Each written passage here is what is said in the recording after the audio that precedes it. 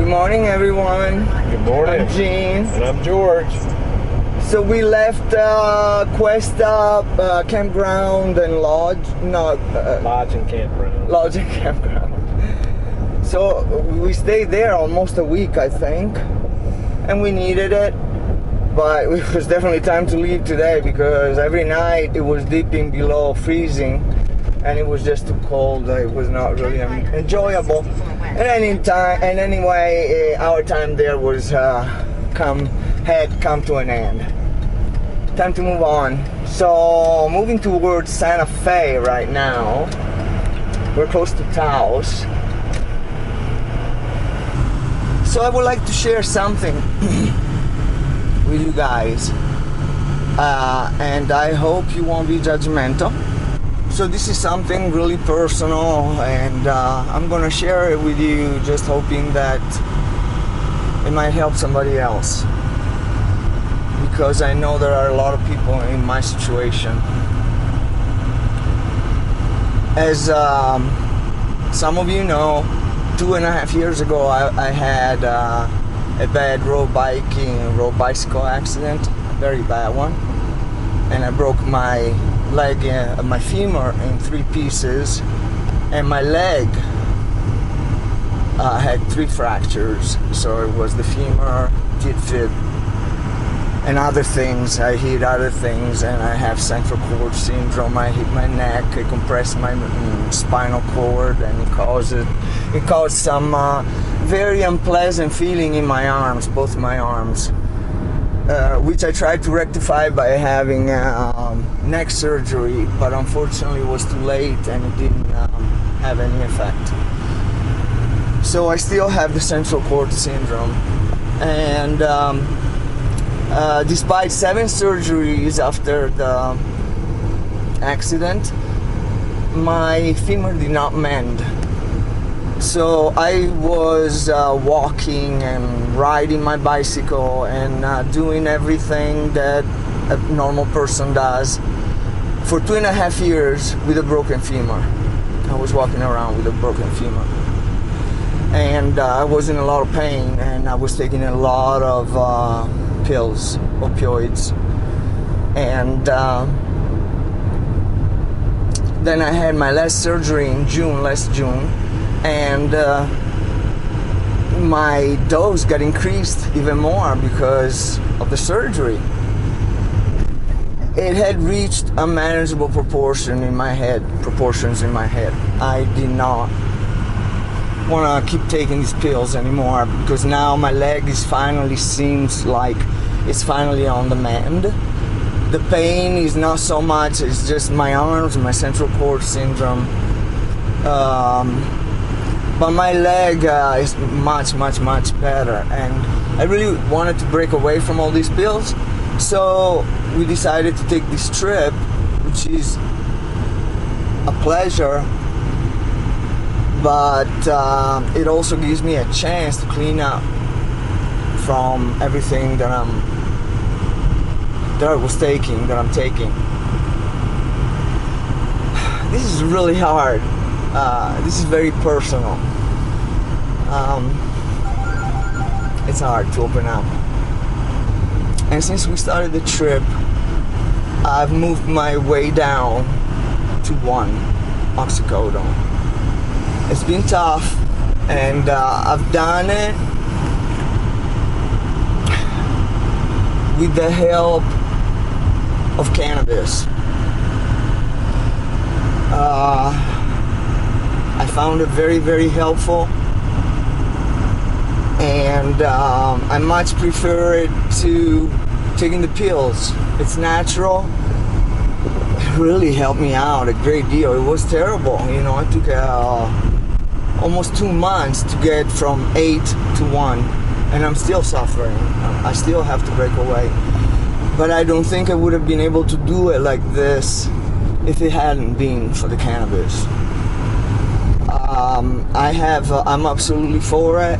I think it has a lot of very useful applications, and it can help people in a lot of different ways. And it's not just people, but it can help the environment. So I'm completely for it. Sorry if you don't agree. we're all entitled to our opinion. So this is mine. I'm sorry if by confessing all this, I will lose some. We will lose some subscribers. I have to stay true to myself. This is who I am. This is what I'm doing.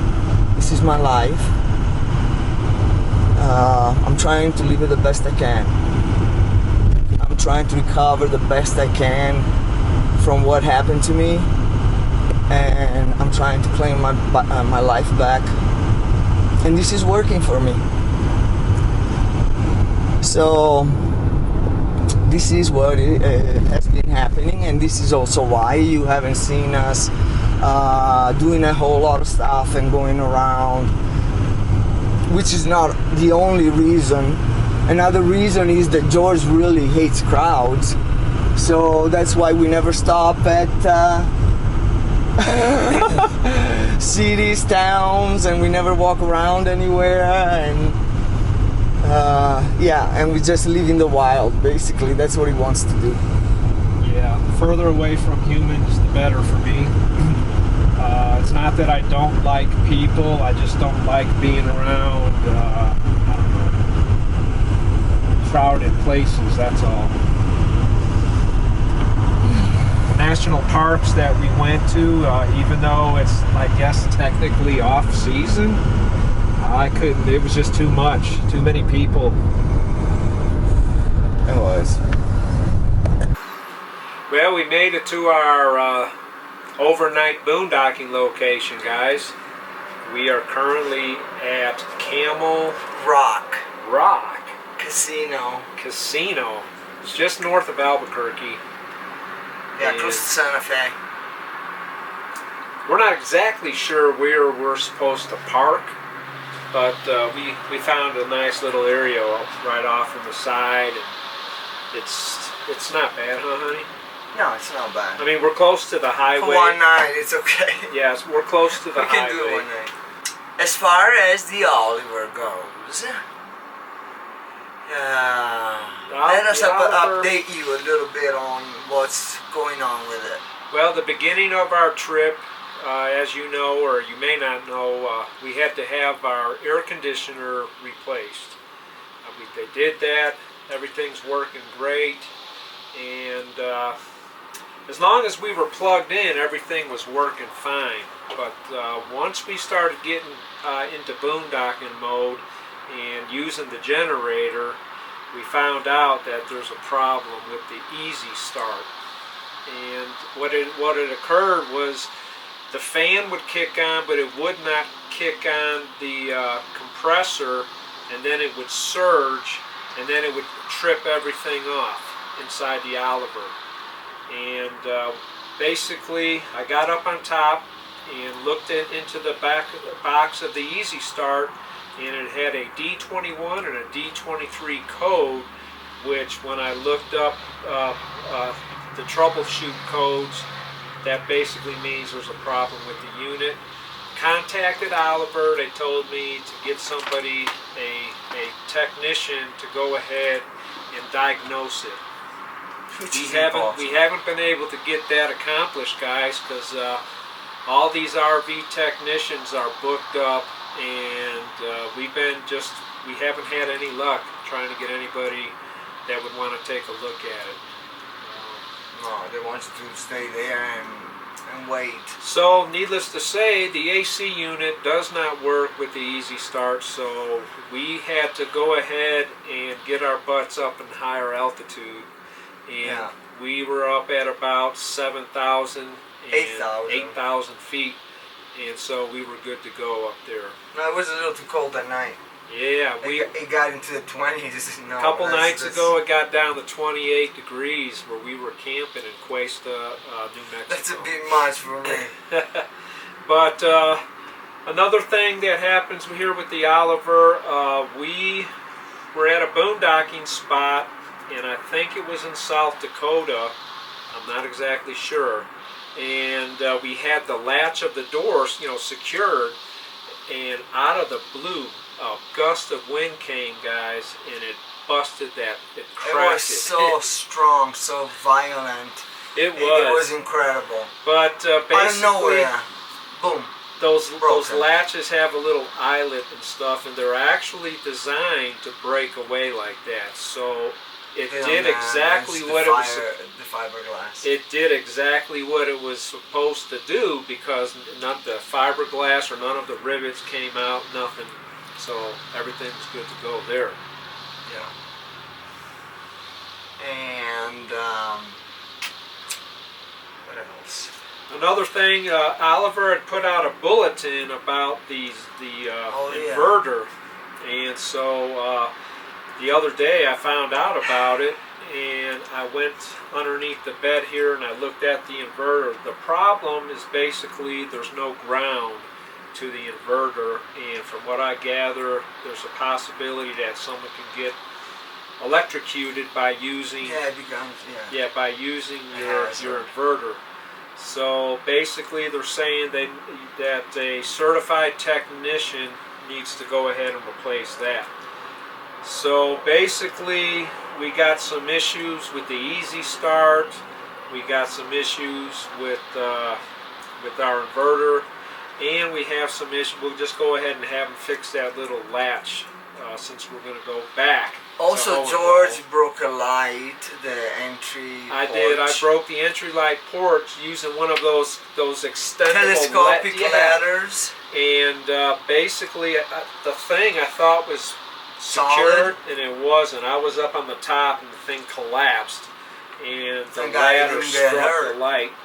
So we had to go ahead and get that thing fixed up with some butyl tape. Butyl tape, and that's what's holding But it's it. very It's ugly holding looking. it right now. So it really has to be. So we have a few things, and then we have some cabinets that stick. Yeah. They don't really want to open when we try to open them.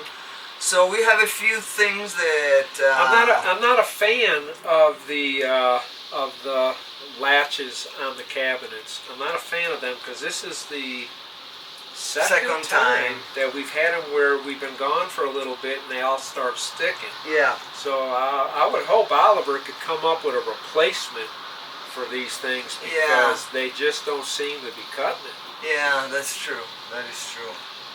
But other than that, guys, the Oliver has been really performing well. It has. We would love to change the toilet to composting toilet. we but think Oliver is so expensive. He's charging over $2,000. We're not going that route. No. But darn it, I would love to change the toilet. We'll see what we can do. For now, no.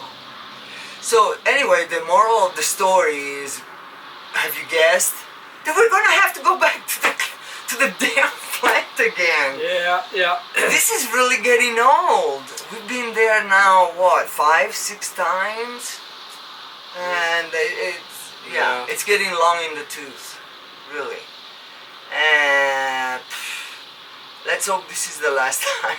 Now, I will say this. Now, Oliver is handling the situation with this problem with the inverter, I believe, very professionally. And the reason I say that is in the bulletin that I read, that they're advising people to either get a kit that they can have sent to them, but they highly suggest that you take it to a trained technician, so that basically they can go ahead and do it. Because myself, I know enough about power to be dangerous, electricity. Yeah. But they're offering $150 as a reimbursement. Max. Yes. If you get it done by someone else. Or if it's higher than that, you need to contact them. So that's professional, and that tells me that they're wanting to do the right thing. Right. I've also read, I think, that they've even sent out notices to everybody in the mail, all the owners that might be affected with this faulty ground. They sent them out letters and telling them, go get it fixed. Emails and letters, yes. So I would feel better having somebody who knows what they're doing going ahead and fixing it. I'm not an electrician or anything like that, and I don't feel comfortable doing that type of stuff. So we'll see what happens. We got an appointment set up for November 1st. Yep. Oh my God. So on the way back, what we're going to do is just detour a little bit, and A little bit. it ain't going to be that big of a deal. We're just going to hit Tennessee and then just drop back into our hometown. But I just want everything to be fine. I want this air conditioner to keep working. I want the Easy Start to be able to run my AC. And when those things, it's a little frustrating, to be honest with you. Yeah. And I'm hoping that this time we nip it in the butt and that we're good to go. Yeah. I mean, Definitely. I know things happen, and I know things are going to continue to happen, but for right now, that's all I got to say about the Oliver. Yeah, it's been really awesome. So we wanted to give you just this little update. And, I will mention this, and this is something I need to find out. I run my AC unit on automatic, on auto. And from what I understand, what that means is that the first thing that's going to kick on, of course, is going to be the heat pump. And then if that can't keep up, it was my impression that the furnace would then take over. And then I'll be running off the propane. Well, last night it got down to 34, 35 degrees. And I woke up hearing a buzzing, where I could hear like the compressor just buzzing, but I don't know if it was going through some type of a defrosting cycle or whatever it was doing. I don't know, but I was wondering why the furnace hadn't taken over. Oh, it didn't? No, the furnace I did thought not. it did. I got up you and did shut it it. off and then put the furnace on. Oh, So no. that's something that I'm going to need addressed. to. I'm going to call Oliver up Monday and find out about that, because I had it set for 67 degrees and it got down to 35, something like that. I would have expected the furnace to kick on. Yes, definitely. The bottom line is that it's not like we have huge things that have gone wrong. Well, okay, the air conditioner broke. It's not Oliver's fault, clearly. But the trailer itself does not have any big thing. There was no big thing that went wrong. It's just a bunch of little things that keep us well, it's no big deal. That's the way going it is. back over and over and over. It's like they don't seem to be able to do it right the first time, Yeah, that's So that's frustrating. That should be Oliver's goal, is to get it right the first time. Yeah. Because it saves a lot of headache, a lot For of everybody. frustration. And time for everybody involved. So I hope they can get better, because I am impressed with their customer service in that they want to help, and you can call them and talk to a person, but I'm not very impressed with the end results. well, we've never owned an RV, so I don't know. Maybe some of you guys have owned RVs, and so you're probably, what kind of customer service you got with the type of RV you had. I don't know. I have nothing to compare anything with other than Oliver, other than researching. We did a lot of research, but overall, I am impressed with the customer service with Oliver. That's the bottom line. Overall, they will get you in there, and hopefully in a day or two get you out. Well, that's all I got to say. Forever. So anyway, that's really all we got. As I said, we wanted to give you an update, and hope we won't lose too many subscribers. And if we do, oh well. And give us a like, comment, subscribe, and we'll see you in the next video. Bye bye, guys. Thank you for watching.